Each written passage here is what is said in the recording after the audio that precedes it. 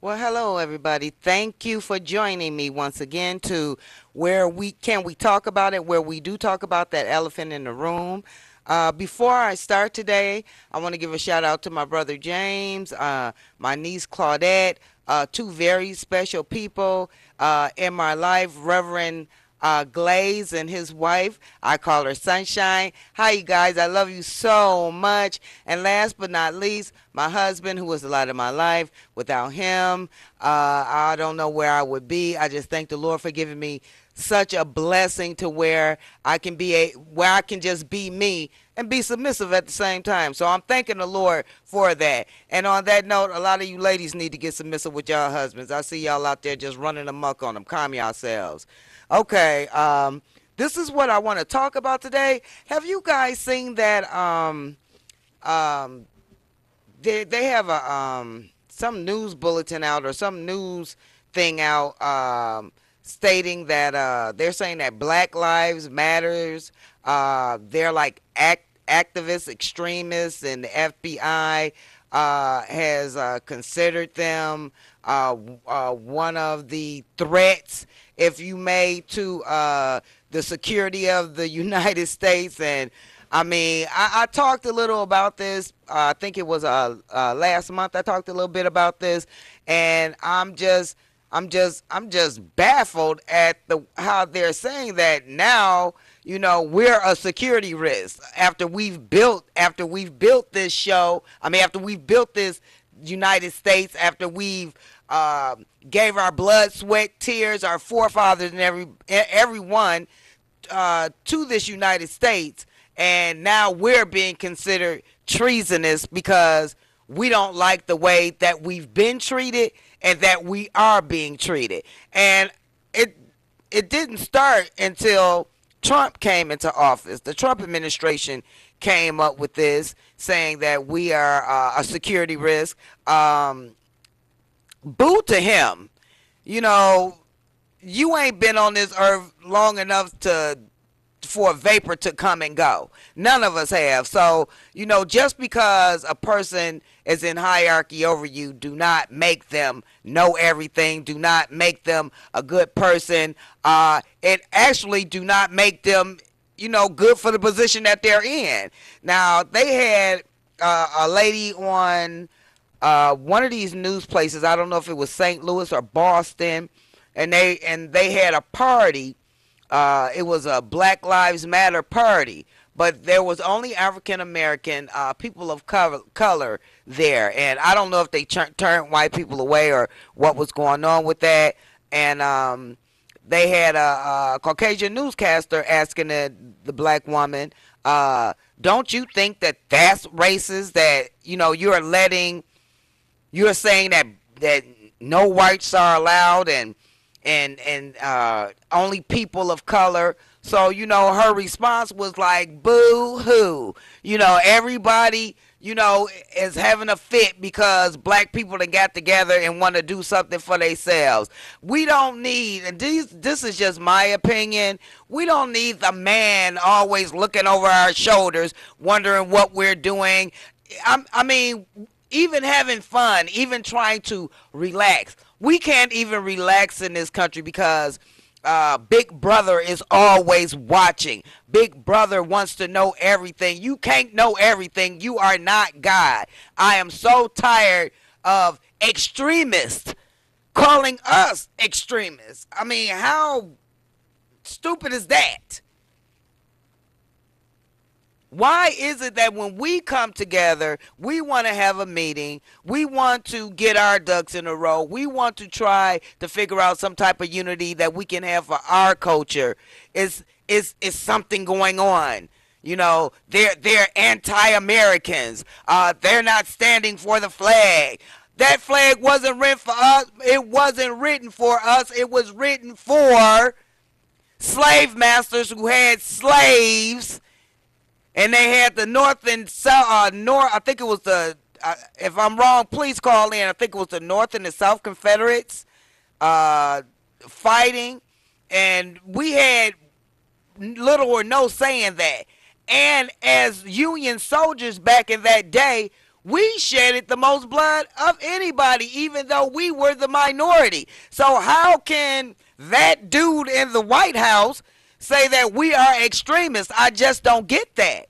So the numbers are up on the screen. If you want to call in and give your spin on this, please do. I'm just so sick of every time uh, we have some type of soiree, or every time we want to get somewhere and meet, there's Big Brother's eyes just staring. They want to know. I mean, I'm quite sure they got people to read lips and all this stuff too. And it's just a shame. Even though I don't celebrate holidays, this is just another way for the elitists to pull at your pockets. Now, African Americans, when it comes to the days, and this don't have anything to do with the spring and summer months. This is only from October 31st to December the 24th. African Americans spend over $10 billion on what? On junk. So I just want to know y'all spin on this. Caller, you're on the air. Hello? Yes. We know that those people are traitors and hypocrites because they talk they love this country, but yet they don't want to pay no taxes. They won't make their goods overseas, and these idiots keep voting for them over and over again. And you know what? Where they get from, they deserve it because they leading their own people to destruction. If you read our history, we were people that did not care about materialism. We cared about each other first. Yes. The structure they talk we don't build don't mean nothing because it's all going to come down anyway because they're going to ride decay. That's true, my brother. That's true. I appreciate what you're saying. As far as them being Christians, go ahead, brother. A bunch of hypocrites. And that's what we're living with right now. A bunch of hypocrites. Do as I say, but not as I do. We got to tell them boo, hoo, hoo, hoo. Hey, look, they've been saying it to us for years. So, brother, thank you so much for calling. Hey, I love you guys so much. Please continue to support me, and you have a blessed day now. You too. Hello, caller. You're on the air. Hello. Hi, Donna. I agree with you about the Big Brother thing. They want to tell us what we can do, but they always complaining about how our black community and we don't get together and unite to make things happen for our black communities when crimes and stuff are happening.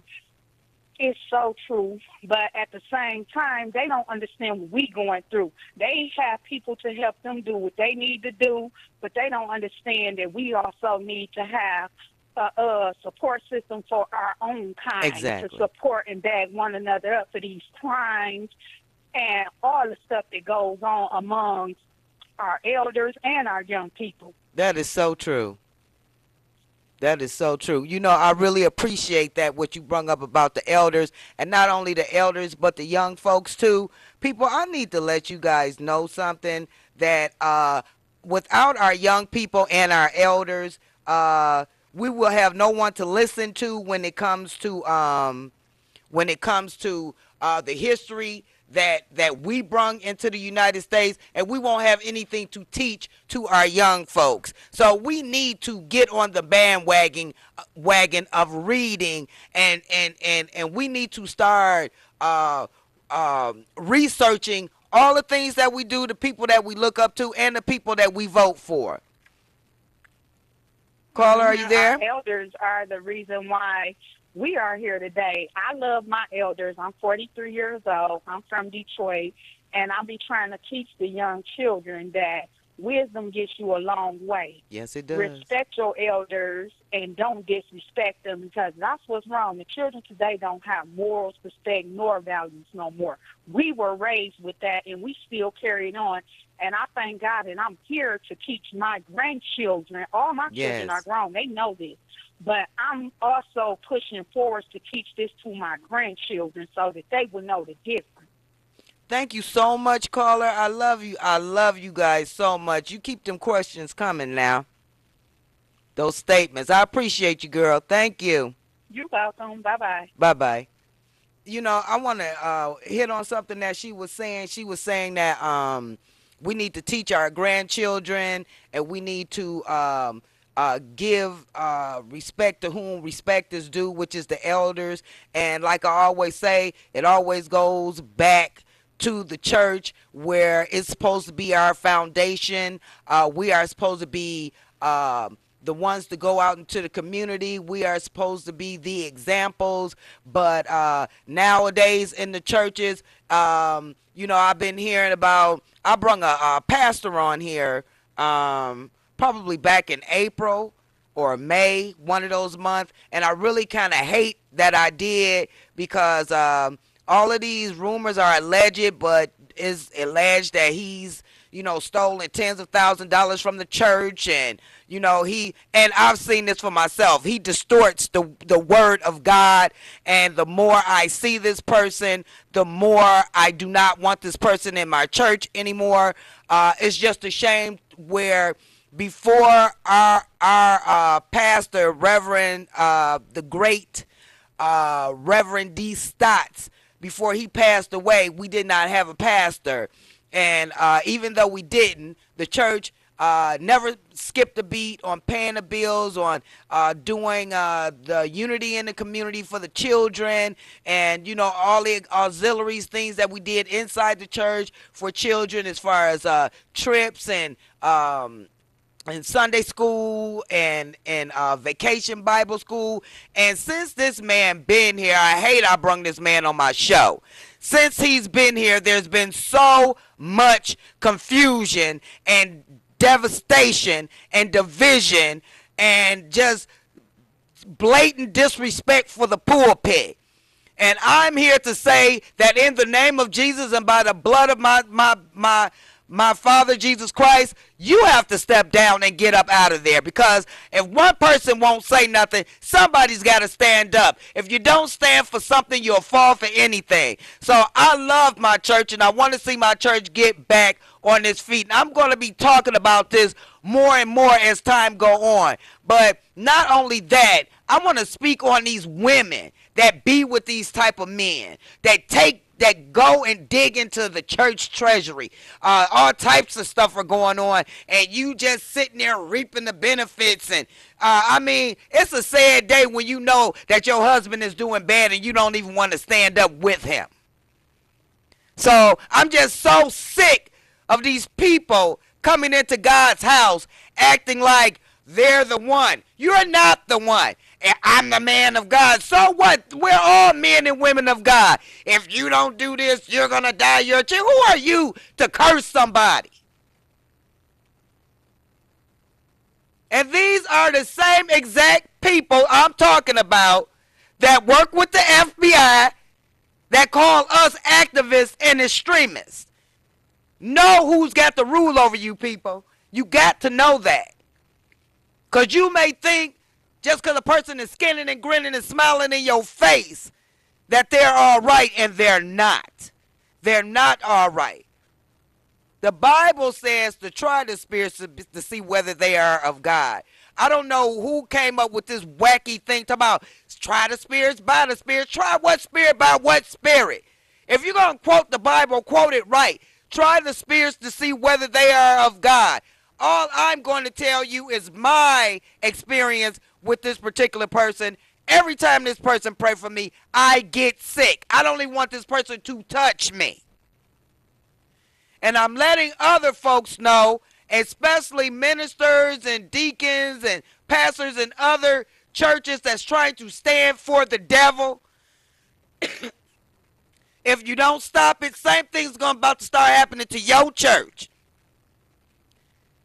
Just because a person smile, the devil comes to you as an angel of light. The devil comes to you and try to be just so humble. But you have to try the spirits. You have to see if this is of God. I know Black Lives Matter is of God. If it wasn't, so many people wouldn't be trying to shut us down, and we're not even trying to hurt nobody. But you got these people in hierarchy. They don't want us to have a brain. Just like I was talking about Colin Kaepernick when he would not when he kneeled for the flag, everybody's talking about he's doing. I mean, y'all, everybody's not everybody. Certain people are just blowing it out of proportion. They're starting to take it as some type of politics and this, that, and the other. And all it's about is police officers brutally slaying young men in the street. That's all this man is saying. Can we not do this, police officers? It's like a big vicious circle when it comes to the leaders. We're not going in any circles when it comes to trying to get ahead. You know where we're going in circles at? With our churches. Believing in men we should not be believing in. Not knowing our word, and somebody can come up there and twist the word and denigrate it so bad to where you're like, oh yeah, that's what the Lord wants. You better start, my brothers and sisters out there, my so-called Christian brothers and sisters out there. You have to study the word of God. Don't you think the devil is slick enough to take God's own words and distort them? But it's whatever the man said, whatever the man said, oh, I love the pastor. You love a man more than you love God? The Bible said, let God be true and every man a liar. So who are these so-called men of God that's telling you, if you're not in my corner? Who are these elitists that's saying you can't have no type of privacy no matter where you go? I don't care. Some black people have cabarets. I know Detroit know what cabarets are. And I bet you a dime to a bucket of boo-boo, there's the elitists there watching every little thing we do. Even the raunchy ones. You young folks, if y'all don't get some knowledge in your heads, talk about we Generation X, we're the millennial, we don't want for nothing. Oh, you gonna want. You gonna want. And the reason you don't want for nothing is because of the people you disrespect day by day. You supposed to love your mother, you love your father, sisters and brothers and this, that, and the other, but you'll go out and you'll disrespect some old man that's at the store trying to get something to eat, or you'll sit up and talk about some old lady because she might not have the best coat, but meanwhile, your mom ain't teaching you nothing. And if it don't apply, let it fly. If you offended, you the one I'm talking to.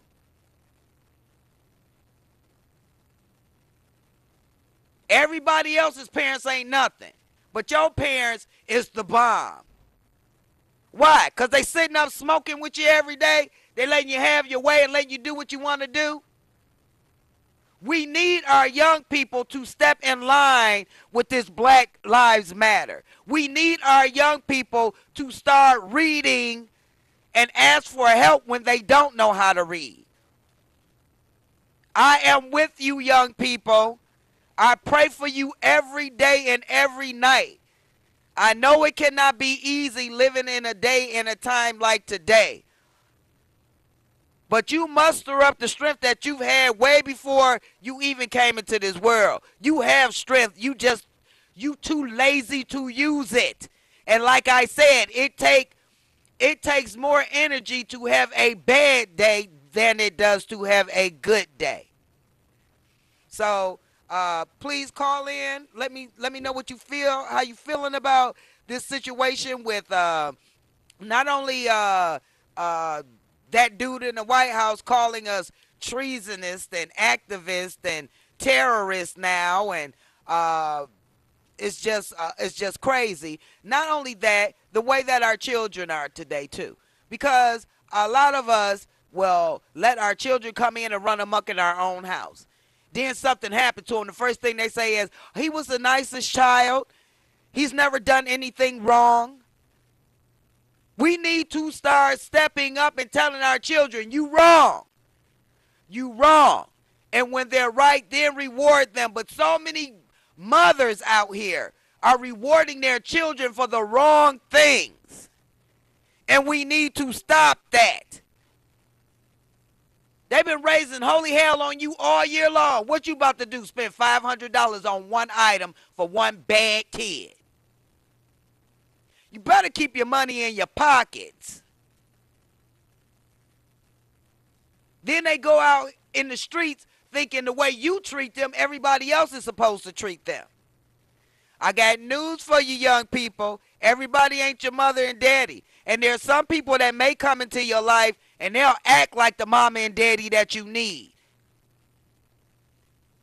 Young people, start investing in your children's lives. Go online, get Black History flashcards, get Black History books. Know where you came from. How do you know where you're going if you do not know where you came from? I don't want to hear nothing about no Black Lives Matter. Look, just because you black, you already hearing it. You hear it when the police profile you. You hear it when you go into these Caucasian establishments and they got the police walking behind each aisle following you. You hear it every day of your life, so don't say you don't want to hear it.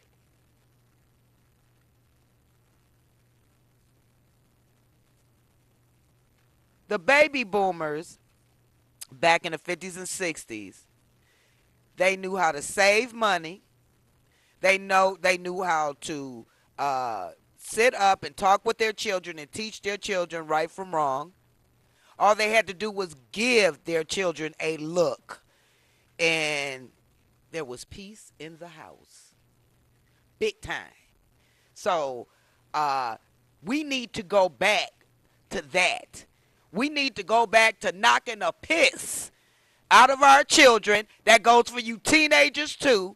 When they feel like they can get up in mama's face or they can get up in daddy's face because they got a little bit of height on them. You better get on some type of springboard and leap up and bust them in their mouth.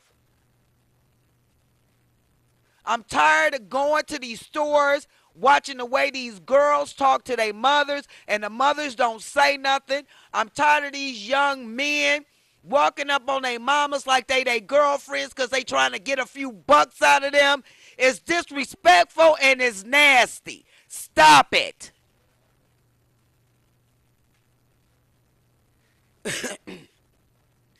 You know what? In the next year, I believe,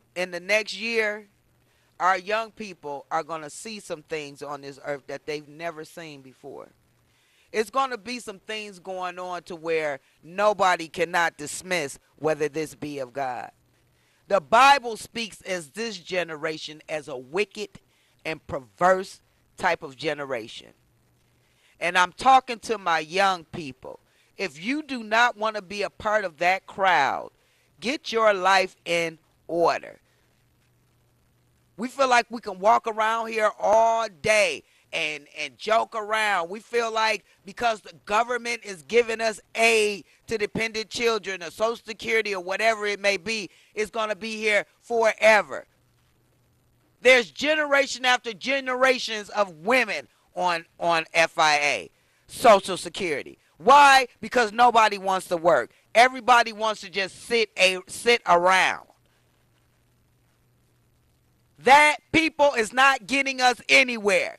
It's time for us to stand up, start learning some things, start looking out for one another, because the powers that be already have just about, I guess, mainly like Chicago, New York, Detroit. Chicago, New York,